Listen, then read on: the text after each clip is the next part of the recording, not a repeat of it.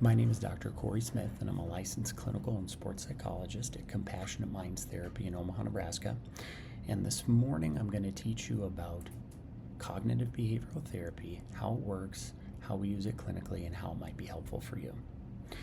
So cognitive behavioral therapy, we also call it CBT, deals with the interaction between our thoughts, our feelings, and our behaviors. Oftentimes people come to therapy with the complaint that their emotional life is troublesome. No one likes to feel sad. No one likes to feel angry. No one likes to do the things oftentimes that we do when we're sad and angry. What gets left out, though, is the impact of the way that we think about things upon how we feel. The good news about cognitive behavioral therapy is that we focus on the thoughts and the behaviors because that's what we have control over. We don't have necessarily a direct control over our feelings. There's no on and off switch for sadness, for anger, for joy. The way that we think about things oftentimes determines how we feel about them, and the way that we feel about things is going to have a huge impact on the things that we do. In CBT, we talk about the initial trigger, which is the information that comes from the environment that we take in through our senses, and this triggers an automatic thought.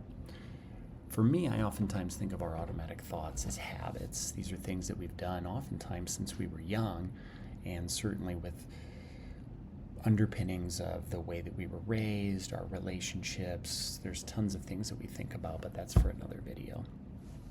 When our thoughts become unhealthy, they can trigger emotions that are not necessary and we can feel in ways that we don't necessarily have to feel in that moment. I'm going to show you an example.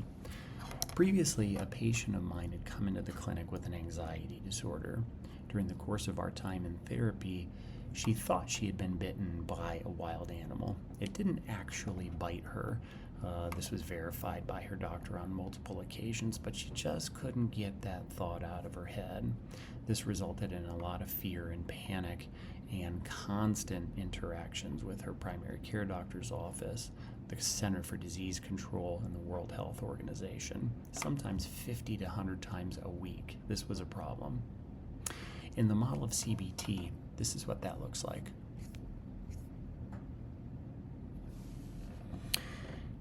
The patient, after the bite incident, began to notice sensations on her body.